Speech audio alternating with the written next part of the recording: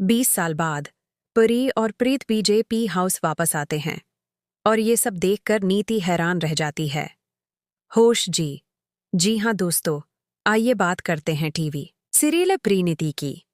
तो आने वाले ट्रेक में आप देखेंगे कि परी अस्पताल में परी से मिलने वाली है और उसे देखकर प्रीत चौंक जाती है और उसे समझ आ जाता है कि उसका खानदान आखिरकार टूट चुका है, क्योंकि जिसे वो अपनी माँ समझती थी वो दरअसल कोई और है, बल्कि वो खुद परी है जो इसकी हम शक्ल है और जिसके बारे में उसकी माँ उसे बताती रही थी।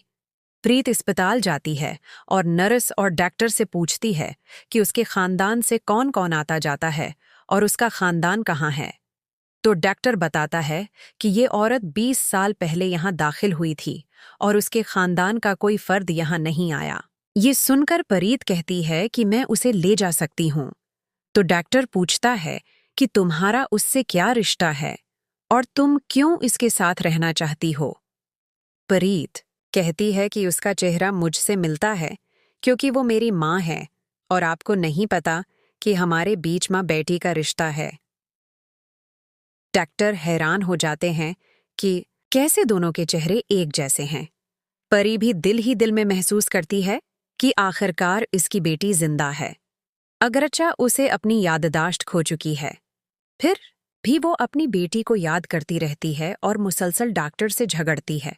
वो बार बार कहती है कि मेरी बेटी जिंदा है, मैं उसे मिलना चाहती हूँ, अगर किसी तरह मुझे यहाँ से रहा कर दिया जाए।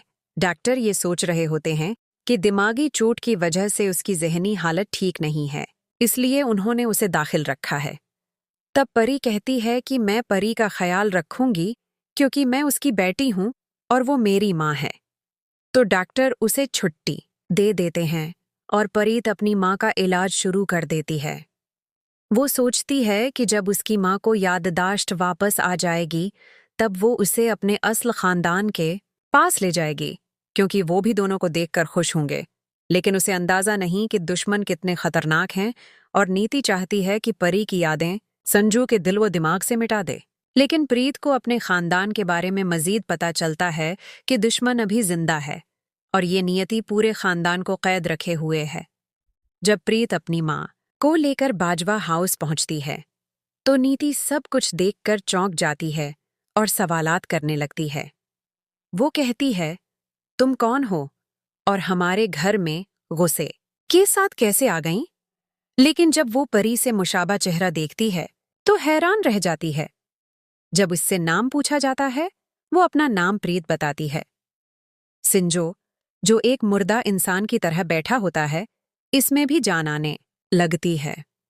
वो सोचता है कि मेरी बेटी, जिसे मैं 20 साल से ढूंढ रहा हूं, आज आकर मुझे गले लगा ले। मेरी बेटी मुझसे कभी जुदा नहीं हो सकती। वहां परी पर भी नजर पड़ती है, जो याददाश्त खो चुकी होती है। वो एक पागल शख्स की तरह बैठी होती है और पूरा खानदान इससे सवाल करने की कोशिश करता है।